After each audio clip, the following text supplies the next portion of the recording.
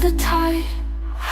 I'm paralyzed, can't find the words, caught in the silence, nothing's heard. Wanna bounce to you, but my feet won't move. What do I do? What do I prove? When everything's crashing down, I'm lost, can't make a sound.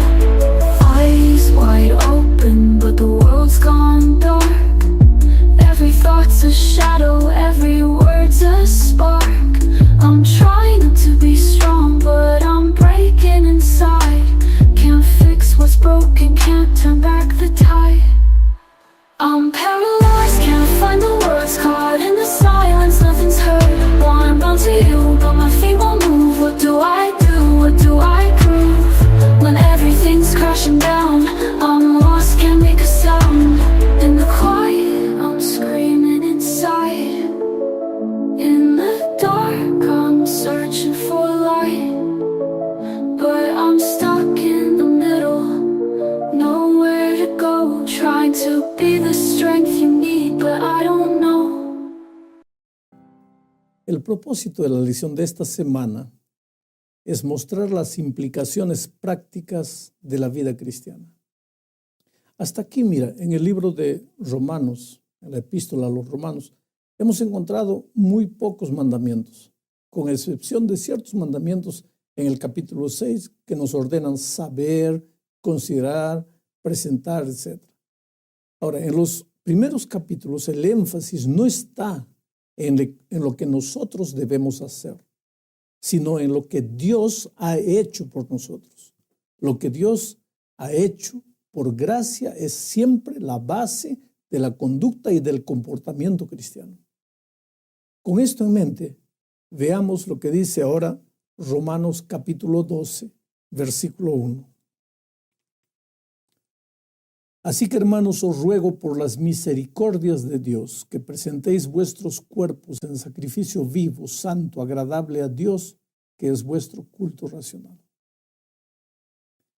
Así que, esta expresión así que indica que todo lo que Pablo ha expuesto en los primeros 11 capítulos, todo lo que Dios ha hecho por los pecadores impíos y culpables, nos va a llevar hacia una consecuencia. Así que os ruego, Pablo está rogando, implorando, suplicando. Mira el contraste, date cuenta del contraste con la ley. La ley dice, te mando, pero la gracia dice, te ruego. La obediencia a la ley se basa en el temor. La persona obedece porque tiene miedo del castigo que sufrirá si no obedece. Pero la obediencia del Evangelio se basa en el amor. El amor de Cristo nos constriñe. Sigamos adelante. Pablo ruega por las misericordias de Dios. Misericordia significa lástima, clemencia, compasión. Necesitamos recordar cuán misericordioso y compasivo Dios ha sido con nosotros. Esto debería ser un incentivo para vivir una vida cristiana piadosa. Si Dios ha sido tan compasivo y tan clemente conmigo, ¿no debería yo dar mi vida y todo mi ser para servirle? Si el Hijo de Dios murió por mí, ¿cómo puedo hacer menos que vivir para Él? Por eso Pablo aconseja que presentéis vuestros cuerpos. La palabra presentar es la misma palabra que se encuentra en Romanos 6:13. Y una comparación de ambos versículos indica que tu cuerpo es equivalente a tú mismo. Cuando das a Dios tu cuerpo, tú estás dándole todo lo que eres y todo lo que tienes.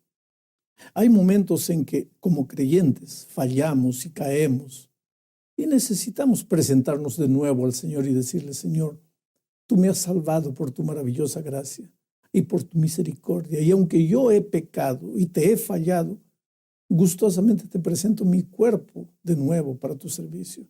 Me dedico a mí mismo, todo lo que soy, todo lo que tengo, lo doy nuevamente a ti. Oh Señor, toma mi vida, que esté consagrada a ti, Señor. Tómame y seré para siempre total y eternamente tuyo. Pero nuestro cuerpo debe ser presentado a Dios como sacrificio, dice Pablo. Todo creyente del Nuevo Testamento es un sacerdote y los sacerdotes ofrecen sacrificio.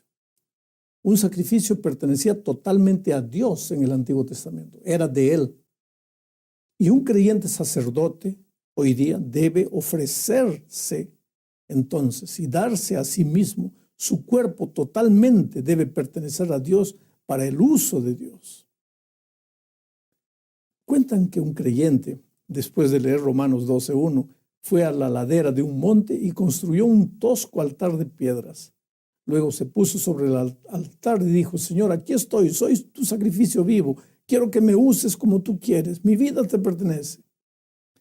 Oh, querido, Dios no nos dice que construyamos literalmente un altar de piedras, sino que presentemos nuestro cuerpo como un sacrificio vivo, vivo, en contraste con los sacrificios de animales del Antiguo Testamento, que eran inmolados y terminaban muertos. Dios quiere un sacrificio vivo.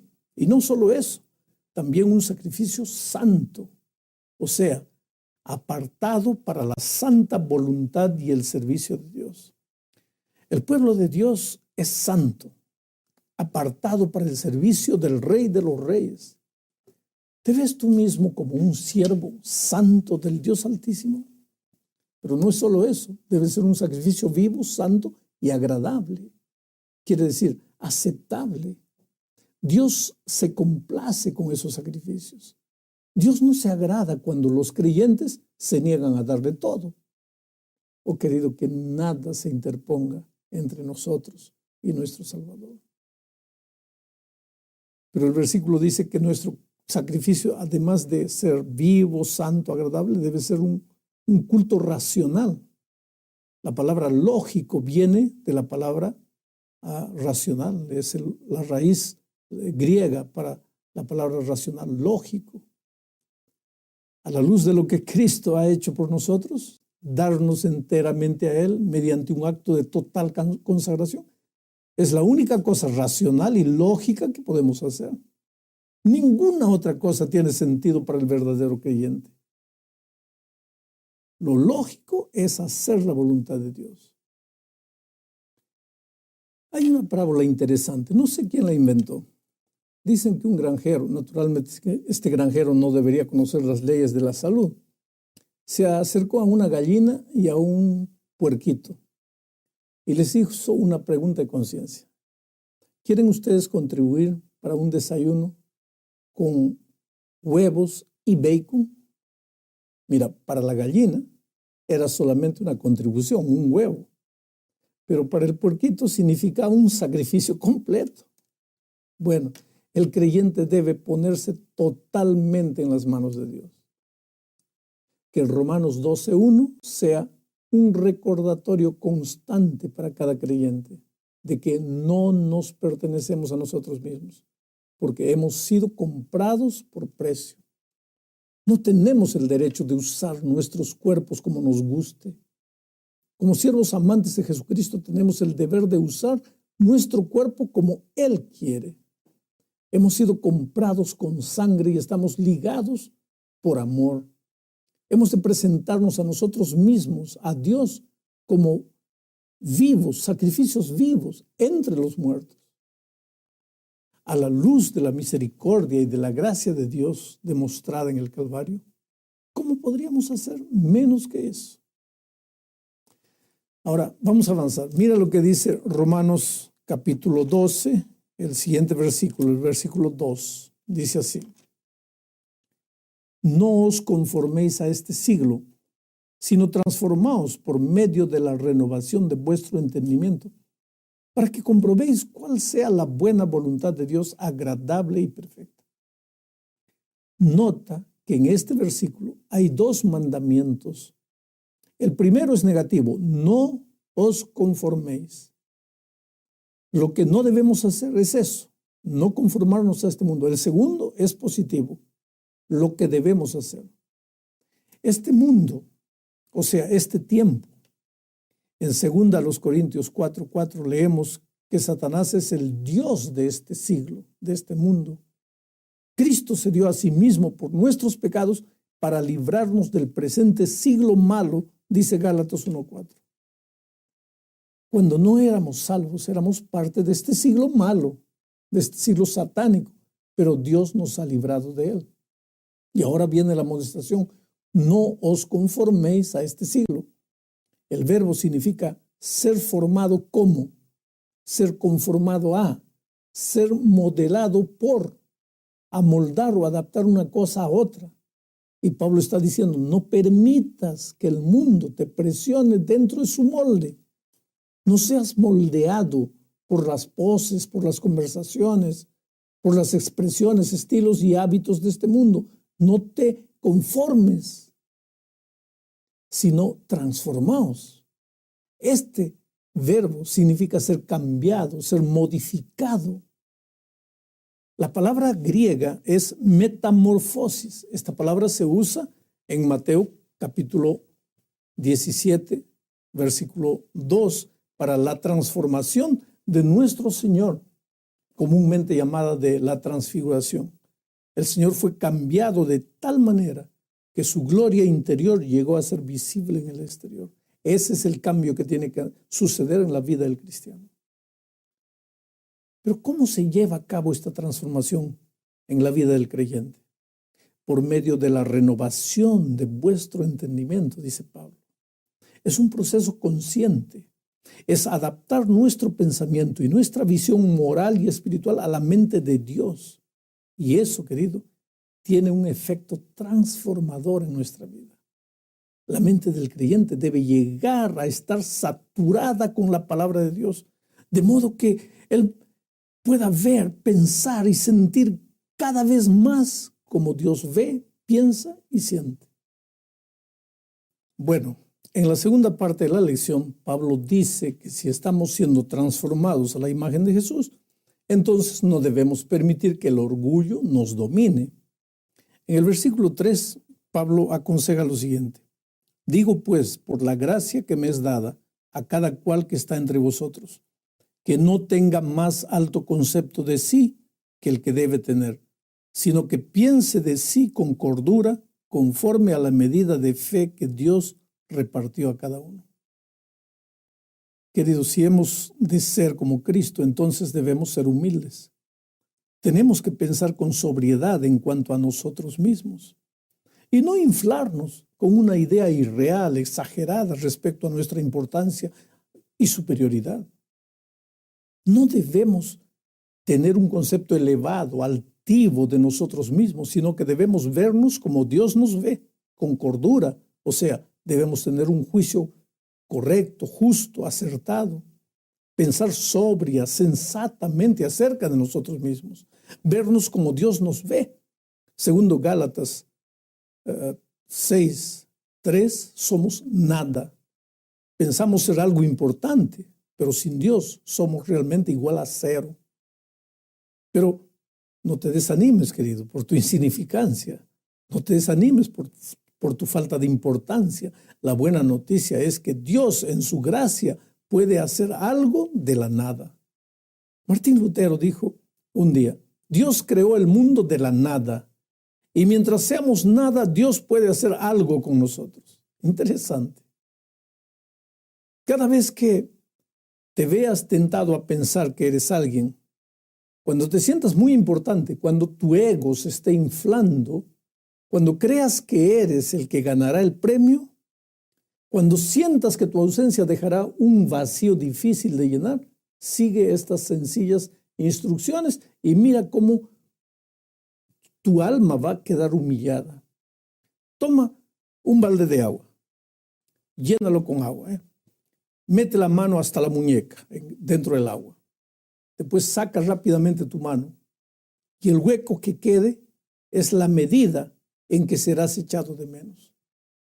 Puedes salpicar todo lo que quieras al entrar y agitar mucho las aguas cuando salgas, pero cuando salgas verás que en menos de 10 segundos el agua estará igual que antes. Quiere decir, no haces la menor falta.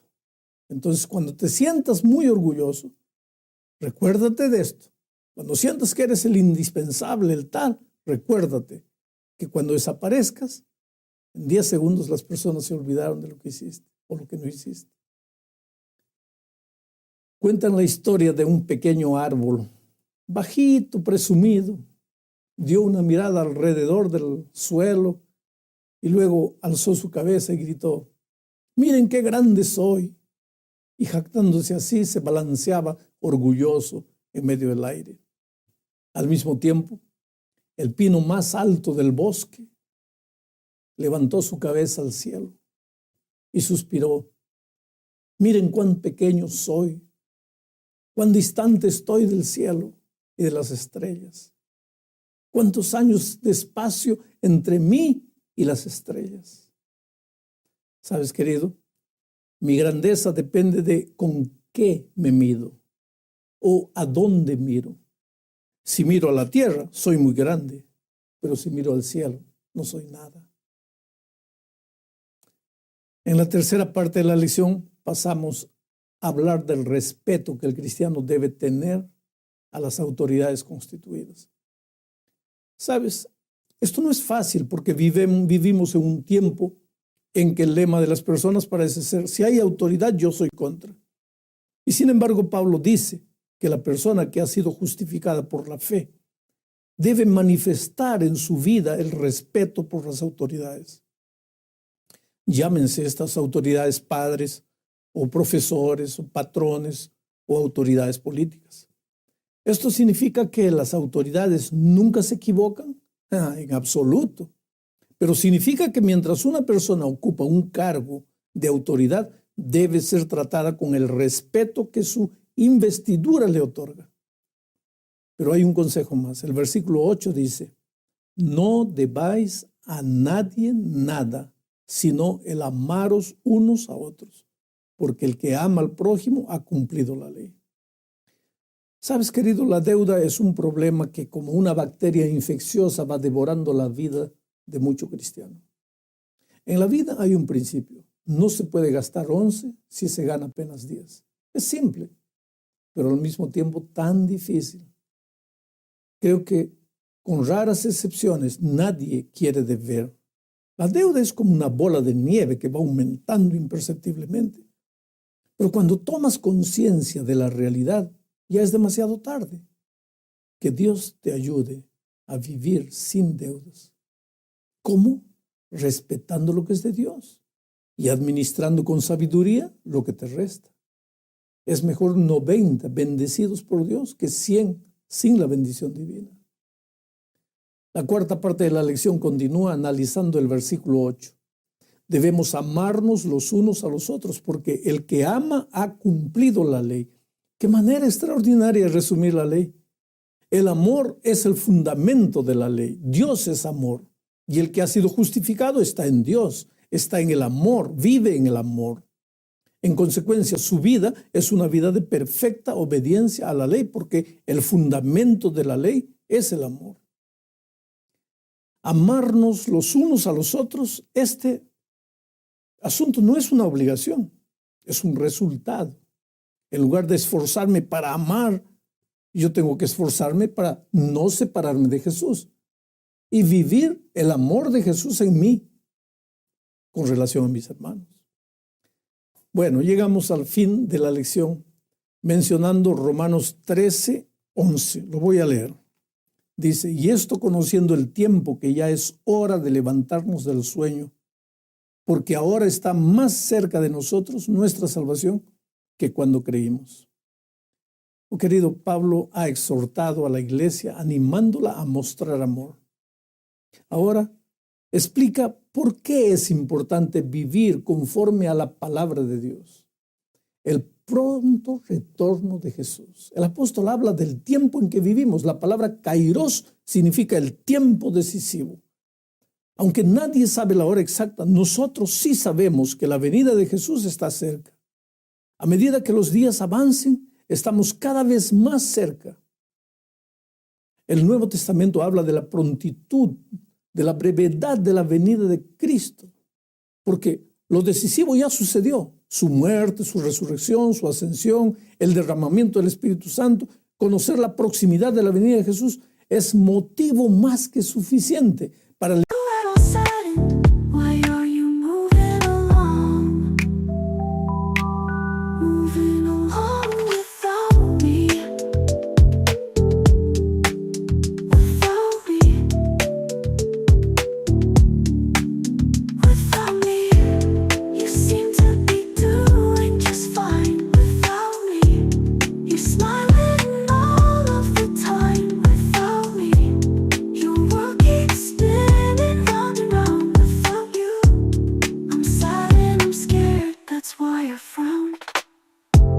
so cloudy.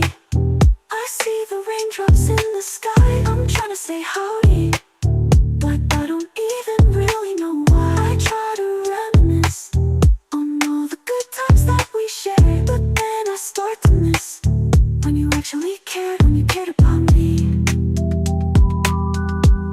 About me. Without me. Without me. You seem to be doing just fine. Without me. You're smiling all of the time. Without me. Your world keeps spinning round and round. Without you, I'm silent, I'm scared. That's why I frown.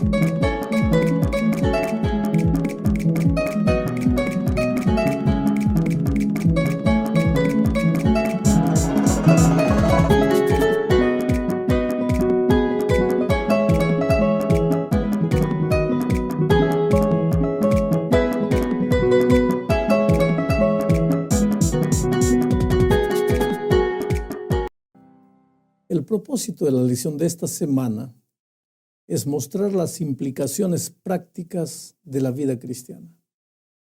Hasta aquí, mira, en el libro de Romanos, en la epístola a los Romanos, hemos encontrado muy pocos mandamientos, con excepción de ciertos mandamientos en el capítulo 6 que nos ordenan saber, considerar, presentar, etc.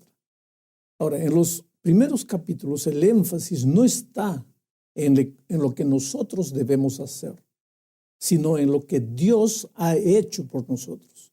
Lo que Dios ha hecho por gracia es siempre la base de la conducta y del comportamiento cristiano. Con esto en mente, veamos lo que dice ahora Romanos capítulo 12, versículo 1. Así que, hermanos, os ruego por las misericordias de Dios que presentéis vuestros cuerpos en sacrificio vivo, santo, agradable a Dios, que es vuestro culto racional. Así que, esta expresión así que indica que todo lo que Pablo ha expuesto en los primeros 11 capítulos, todo lo que Dios ha hecho por los pecadores impíos y culpables, nos va a llevar hacia una consecuencia. Así que os ruego, Pablo está rogando, implorando, suplicando. Mira el contraste, date cuenta del contraste con la ley. La ley dice, te mando, pero la gracia dice, te ruego. La obediencia a la ley se basa en el temor. La persona obedece porque tiene miedo del castigo que sufrirá si no obedece. Pero la obediencia del Evangelio se basa en el amor. El amor de Cristo nos constriñe. Sigamos adelante. Pablo ruega por las misericordias de Dios. Misericordia significa lástima, clemencia, compasión. Necesitamos recordar cuán misericordioso y compasivo Dios ha sido con nosotros. Esto debería ser un incentivo para vivir una vida cristiana piadosa. Si Dios ha sido tan compasivo y tan clemente conmigo, ¿no debería yo dar mi vida y todo mi ser para servirle? Si el Hijo de Dios murió por mí, ¿cómo puedo hacer menos que vivir para Él? Por eso Pablo aconseja que presentéis vuestros cuerpos. La palabra presentar es la misma palabra que se encuentra en Romanos 6:13. Y una comparación de ambos versículos indica que tu cuerpo es equivalente a tú mismo. Cuando das a Dios tu cuerpo, tú estás dándole todo lo que eres y todo lo que tienes. Hay momentos en que, como creyentes, fallamos y caemos y necesitamos presentarnos de nuevo al Señor y decirle: Señor, tú me has salvado por tu maravillosa gracia y por tu misericordia. Y aunque yo he pecado y te he fallado, gustosamente te presento mi cuerpo de nuevo para tu servicio. Me dedico a mí mismo, todo lo que soy, todo lo que tengo, lo doy nuevamente a ti. Oh Señor, toma mi vida, que esté consagrada a ti, Señor. Tómame y seré para siempre total y eternamente tuyo. Pero nuestro cuerpo debe ser presentado a Dios como sacrificio, dice Pablo. Todo creyente del Nuevo Testamento es un sacerdote y los sacerdotes ofrecen sacrificio. Un sacrificio pertenecía totalmente a Dios en el Antiguo Testamento, era de Él. Y un creyente sacerdote hoy día debe ofrecerse entonces y darse a sí mismo. Su cuerpo totalmente debe pertenecer a Dios para el uso de Dios. Cuentan que un creyente, después de leer Romanos 12:1, fue a la ladera de un monte y construyó un tosco altar de piedras. Luego se puso sobre el altar y dijo: Señor, aquí estoy, soy tu sacrificio vivo. Quiero que me uses como tú quieres. Mi vida te pertenece. Oh querido, Dios no nos dice que construyamos literalmente un altar de piedras, sino que presentemos nuestro cuerpo como un sacrificio vivo, vivo, en contraste con los sacrificios de animales del Antiguo Testamento, que eran inmolados y terminaban muertos. Dios quiere un sacrificio vivo. Y no solo eso, también un sacrificio santo, o sea, apartado para la santa voluntad y el servicio de Dios. El pueblo de Dios es santo, apartado para el servicio del Rey de los Reyes. ¿Te ves tú mismo como un siervo santo del Dios Altísimo? Pero no es solo eso, debe ser un sacrificio vivo, santo y agradable. Quiere decir, aceptable. Dios se complace con esos sacrificios. Dios no se agrada cuando los creyentes se niegan a darle todo. Oh querido, que nada se interponga entre nosotros y nuestro Salvador. Pero el versículo dice que nuestro sacrificio, además de ser vivo, santo, agradable, debe ser un culto racional. La palabra lógico viene de la palabra racional, es la raíz griega para la palabra racional, lógico. A la luz de lo que Cristo ha hecho por nosotros, darnos enteramente a Él mediante un acto de total consagración, es la única cosa racional y lógica que podemos hacer. Ninguna otra cosa tiene sentido para el verdadero creyente. Lo lógico es hacer la voluntad de Dios. Hay una parábola interesante, no sé quién la inventó.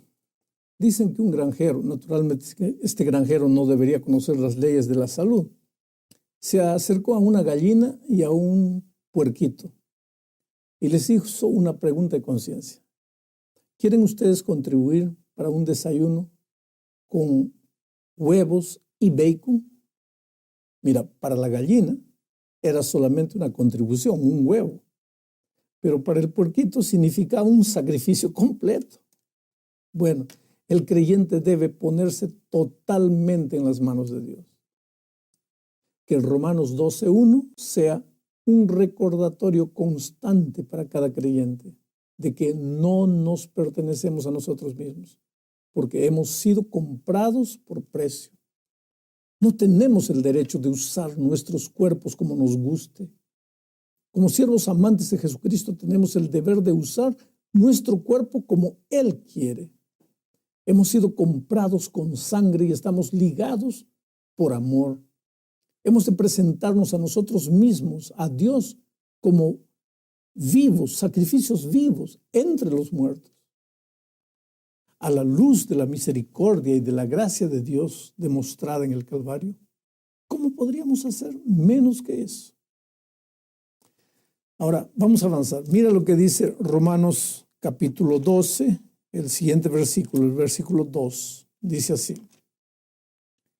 no os conforméis a este siglo, sino transformaos por medio de la renovación de vuestro entendimiento, para que comprobéis cuál sea la buena voluntad de Dios, agradable y perfecta. Nota que en este versículo hay dos mandamientos. El primero es negativo: no os conforméis.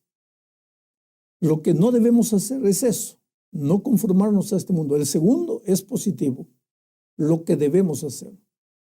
Este mundo, o sea, este tiempo, en 2 Corintios 4:4 leemos que Satanás es el Dios de este siglo, de este mundo. Cristo se dio a sí mismo por nuestros pecados para librarnos del presente siglo malo, dice Gálatas 1:4. Cuando no éramos salvos, éramos parte de este siglo malo, de este siglo satánico, pero Dios nos ha librado de él. Y ahora viene la amonestación: no os conforméis a este siglo. El verbo significa ser formado como, ser conformado a, ser modelado por, amoldar o adaptar una cosa a otra. Y Pablo está diciendo: no permitas que el mundo te presione dentro de su molde. No seas moldeado por las poses, por las conversaciones, por las expresiones, estilos y hábitos de este mundo. No te conformes, sino transformaos. Este verbo significa ser cambiado, ser modificado. La palabra griega es metamorfosis. Esta palabra se usa en Mateo capítulo 17, versículo 2, para la transformación de nuestro Señor, comúnmente llamada de la transfiguración. El Señor fue cambiado de tal manera que su gloria interior llegó a ser visible en el exterior. Ese es el cambio que tiene que suceder en la vida del cristiano. Pero ¿cómo se lleva a cabo esta transformación en la vida del creyente? Por medio de la renovación de vuestro entendimiento, dice Pablo. Es un proceso consciente. Es adaptar nuestro pensamiento y nuestra visión moral y espiritual a la mente de Dios. Y eso, querido, tiene un efecto transformador en nuestra vida. La mente del creyente debe llegar a estar saturada con la palabra de Dios, de modo que él pueda ver, pensar y sentir cada vez más como Dios ve, piensa y siente. Bueno, en la segunda parte de la lección, Pablo dice que si estamos siendo transformados a la imagen de Jesús, entonces no debemos permitir que el orgullo nos domine. En el versículo 3, Pablo aconseja lo siguiente: digo pues, por la gracia que me es dada a cada cual que está entre vosotros, que no tenga más alto concepto de sí que el que debe tener, sino que piense de sí con cordura, conforme a la medida de fe que Dios repartió a cada uno. Queridos, si hemos de ser como Cristo, entonces debemos ser humildes. Tenemos que pensar con sobriedad en cuanto a nosotros mismos y no inflarnos con una idea irreal, exagerada respecto a nuestra importancia y superioridad. No debemos tener un concepto elevado, altivo de nosotros mismos, sino que debemos vernos como Dios nos ve, con cordura. O sea, debemos tener un juicio correcto, justo, acertado. Pensar sobria, sensatamente acerca de nosotros mismos. Vernos como Dios nos ve. Segundo Gálatas 6:3, somos nada. Pensamos ser algo importante, pero sin Dios somos realmente igual a cero. Pero no te desanimes, querido, por tu insignificancia. No te desanimes por tu falta de importancia. La buena noticia es que Dios en su gracia puede hacer algo de la nada. Martín Lutero dijo un día, Dios creó el mundo de la nada y mientras seamos nada, Dios puede hacer algo con nosotros. Interesante. Cada vez que te veas tentado a pensar que eres alguien, cuando te sientas muy importante, cuando tu ego se esté inflando, cuando creas que eres el que ganará el premio, cuando sientas que tu ausencia dejará un vacío difícil de llenar, sigue estas sencillas instrucciones y mira cómo tu alma va a quedar humillada. Toma un balde de agua, llénalo con agua, mete la mano hasta la muñeca dentro del agua. Después saca rápidamente tu mano y el hueco que quede es la medida en que serás echado de menos. Puedes salpicar todo lo que quieras al entrar y agitar mucho las aguas cuando salgas, pero cuando salgas verás que en menos de 10 segundos el agua estará igual que antes. Quiere decir, no haces la menor falta. Entonces, cuando te sientas muy orgulloso, recuérdate de esto. Cuando sientas que eres el indispensable, el tal, recuérdate que cuando desaparezcas, en 10 segundos las personas se olvidaron de lo que hiciste o lo que no hiciste. Cuentan la historia de un pequeño árbol, bajito, presumido, dio una mirada alrededor del suelo y luego alzó su cabeza y gritó, miren qué grande soy. Y jactándose así se balanceaba orgulloso en medio del aire. Al mismo tiempo, el pino más alto del bosque levantó su cabeza al cielo y suspiró. Miren cuán pequeño soy, cuán distante estoy del cielo y de las estrellas. Cuántos años de espacio entre mí y las estrellas. ¿Sabes, querido? Mi grandeza depende de con qué me mido o a dónde miro. Si miro a la tierra, soy muy grande, pero si miro al cielo, no soy nada. En la tercera parte de la lección pasamos a hablar del respeto que el cristiano debe tener a las autoridades constituidas. ¿Sabes? Esto no es fácil porque vivimos en un tiempo en que el lema de las personas parece ser, si hay autoridad, yo soy contra. Y sin embargo, Pablo dice que la persona que ha sido justificada por la fe debe manifestar en su vida el respeto por las autoridades. Llámense estas autoridades padres o profesores o patrones o autoridades políticas. ¿Esto significa que las autoridades nunca se equivocan? En absoluto. Pero significa que mientras una persona ocupa un cargo de autoridad, debe ser tratada con el respeto que su investidura le otorga. Pero hay un consejo más. El versículo 8 dice, no debáis a nadie nada, sino el amaros unos a otros, porque el que ama al prójimo ha cumplido la ley. Sabes, querido, la deuda es un problema que como una bacteria infecciosa va devorando la vida de mucho cristiano. En la vida hay un principio. No se puede gastar 11 si se gana apenas 10. Es simple, pero al mismo tiempo tan difícil. Creo que con raras excepciones nadie quiere deber. La deuda es como una bola de nieve que va aumentando imperceptiblemente. Pero cuando tomas conciencia de la realidad, ya es demasiado tarde. Que Dios te ayude a vivir sin deudas. ¿Cómo? Respetando lo que es de Dios y administrando con sabiduría lo que te resta. Es mejor 90 bendecidos por Dios que 100 sin la bendición divina. La cuarta parte de la lección continúa analizando el versículo 8. Debemos amarnos los unos a los otros porque el que ama ha cumplido la ley. Qué manera extraordinaria de resumir la ley. El amor es el fundamento de la ley. Dios es amor. Y el que ha sido justificado está en Dios, está en el amor, vive en el amor. En consecuencia, su vida es una vida de perfecta obediencia a la ley porque el fundamento de la ley es el amor. amarnos los unos a los otros, este asunto no es una obligación, es un resultado. En lugar de esforzarme para amar, yo tengo que esforzarme para no separarme de Jesús y vivir el amor de Jesús en mí con relación a mis hermanos. Bueno, llegamos al fin de la lección mencionando Romanos 13:11. Lo voy a leer. Dice, y esto conociendo el tiempo que ya es hora de levantarnos del sueño, porque ahora está más cerca de nosotros nuestra salvación que cuando creímos.